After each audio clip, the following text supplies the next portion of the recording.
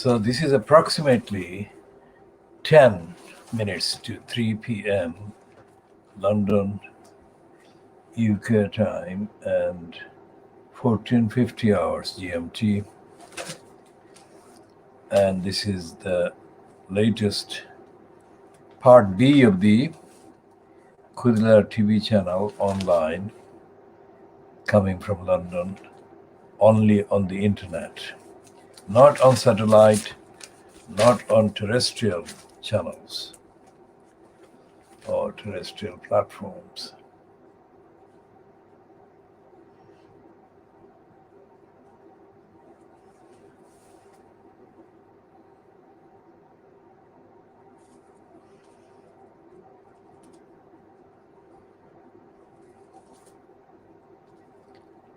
And the Guardian has got a Brexit related item on.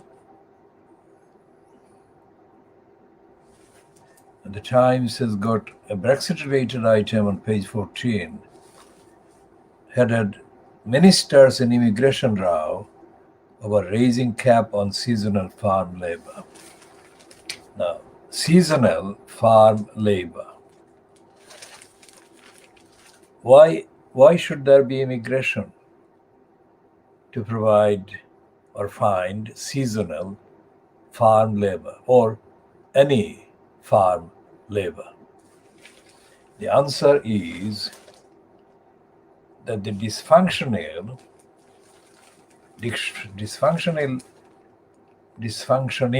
UK regime fronted by Boris Johnson, who rode on the lying waves of getting Brexit done,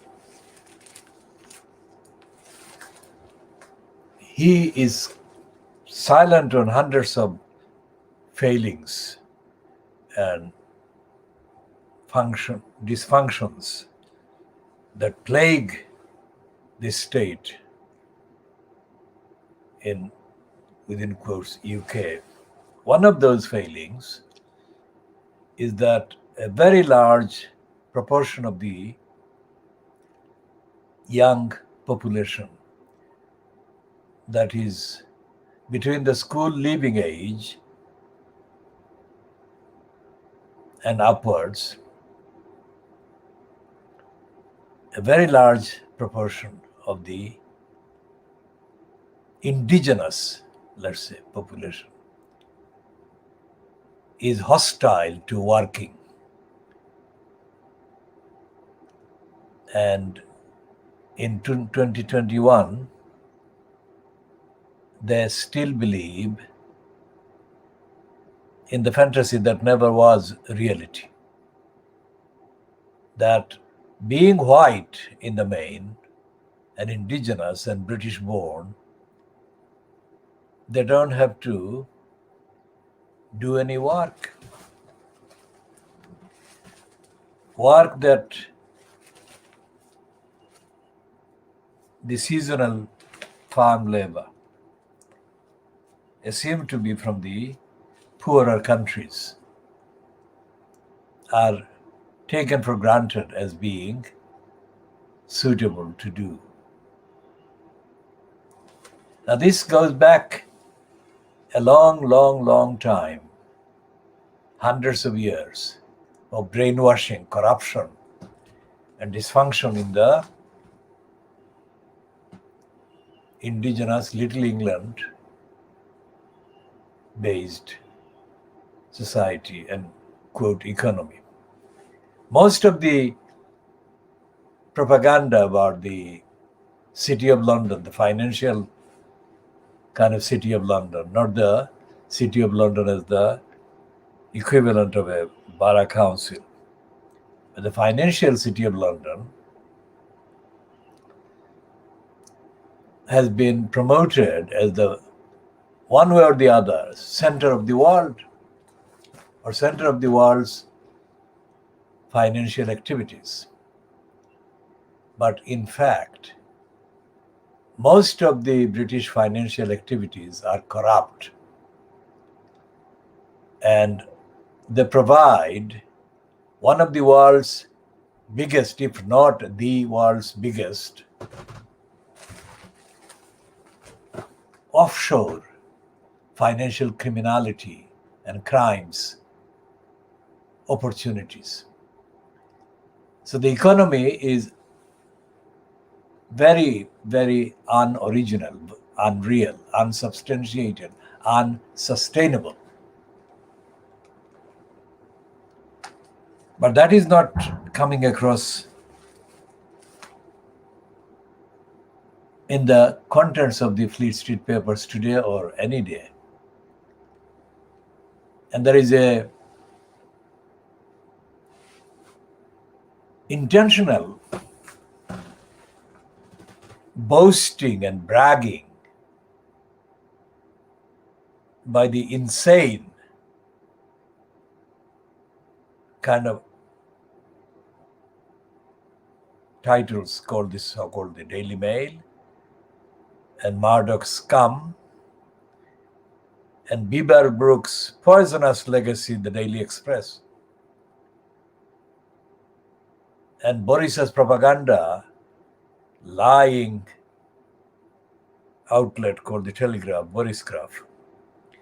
We mean Borisgraph in that sense, that it's a lying propaganda. It's not in a positive sense, not in a truthful sense.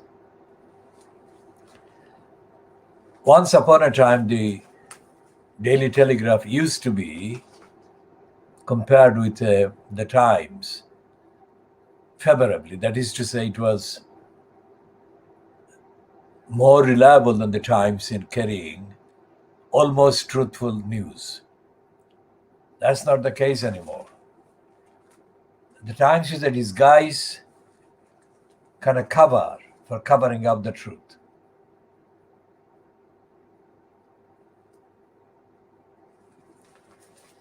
And the shortage of farm labor is only a small part of a bigger problem that has thus been created and allowed to fester over decades, over centuries.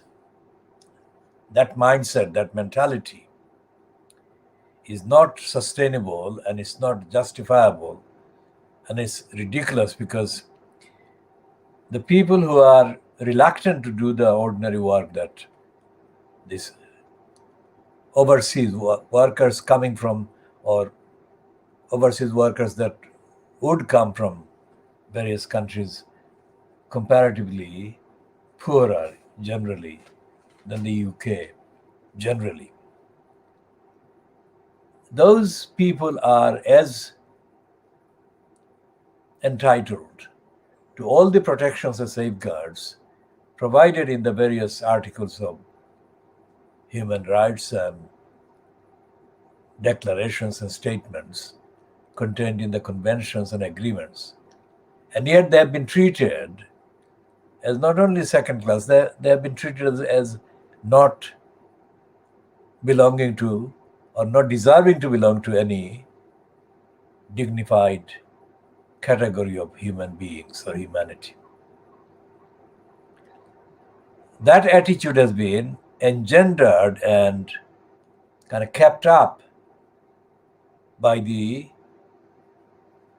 perennially racist tabloids on Fleet Street and tolerated or in effect repeated by the likes of the Times in the Fleet Street, the Guardian in Fleet Street, the Guardian today running this stupid realization that people who fought for the British Empire to keep Britain free from Nazi attacks and occupation, their sacrifices and their role have been left out. More than 75 years because of racism. Now, for all these years, 75 years, the Guardian has known that. and the Guardian has pretended not knowing or not noticing. And 75, 76 years later, the Guardian has the audacity, the racist, stupid audacity to publish this idiotic kind of moral role that it recognizes that. The Guardian should be in an ideal setting, ideal fair kind of environment, should be prosecuted for lying, racistly lying. And the Guardian is also peddling the myth, the racist myth, that a thing called the Runnymede Trust is a source of truthful comment on the Tory sewer linked pro-racist, racism denying, lying spin done for the congenital liar Boris Johnson about race or racism. The Guardian is published, its format is, its mental format, let's say, the agenda is so corrupt and so deeply corrupt and convoluted that it doesn't realize that the Runnymede Trust is another front for the racists. So the Runnymede Trust should not be reported in any way that even suggests that it is against racism. It is not. It is and has been part of the racist brainwashing and propaganda. In recent years, let's say, the Runnymede Trust has added to the racist denial about Brick Lane, about East London. And it is completely packed full of lies and denials.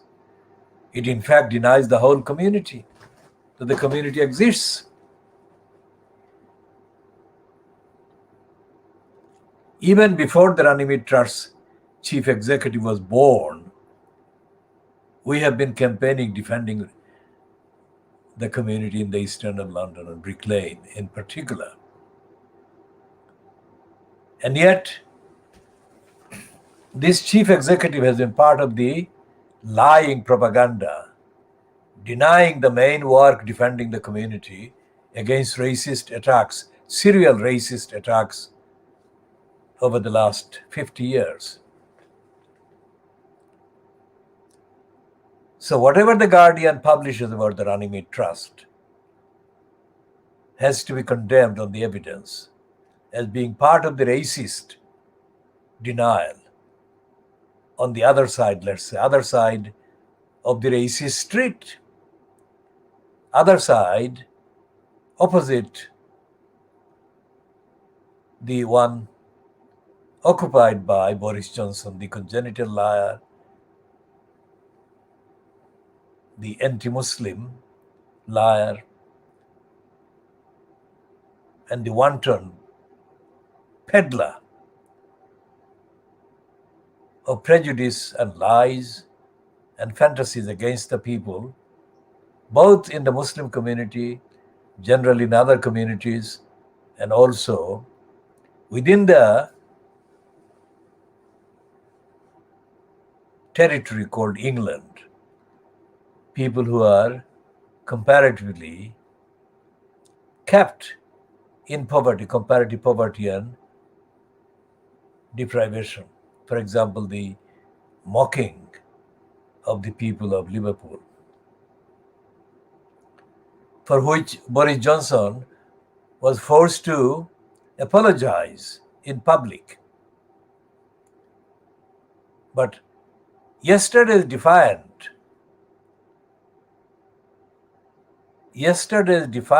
defense of the Brexiteering lying role Johnson played with Dyson, the Brexiteering liar, whose headquarters are based somewhere in Asia, not even in Europe.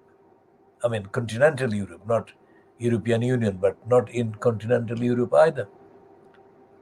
He said that he's not absolutely going to apologize for moving heaven and earth to provide the ventilators for the people of this country.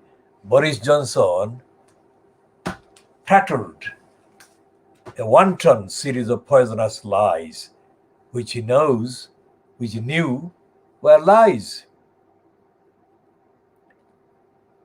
So Boris Johnson is being peddled as claiming that there is no racism or institutional racism. And he's being criticized by the Guardian platformed Runnymede Trust, which is also in denial of the very community, the very campaigns, the very actions that have kept the community and its defense alive and active for 50 years in this cycle.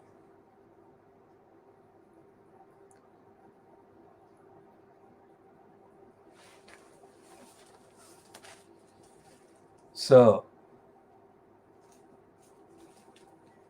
and there is another liar. This Anglican priest,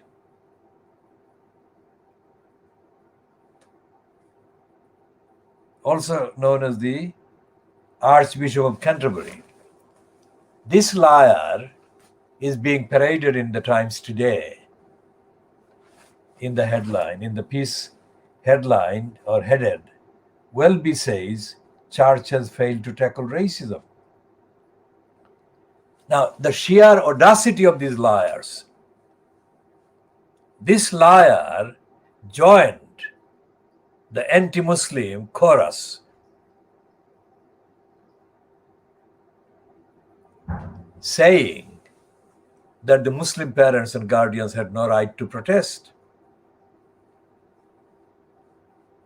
How does he think that is any evidence that he even understands tackling racism? He is a practicing racist, anti-Muslim, inciter of hatred against Muslims for exercising the modest right of protest, because these were only about, as I have said before, 15 to 20 at most parents and guardians. The majority of the people photographed outside the Batley School last month were Fleet Street racist liars and media crew and police.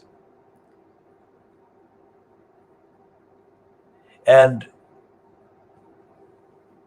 Justin Welby, the racist liar, Archbishop of Canterbury, echoed and probably responded to the poisonous incitement of hatred against Muslims published by the scum of Rupert Murdoch's in a column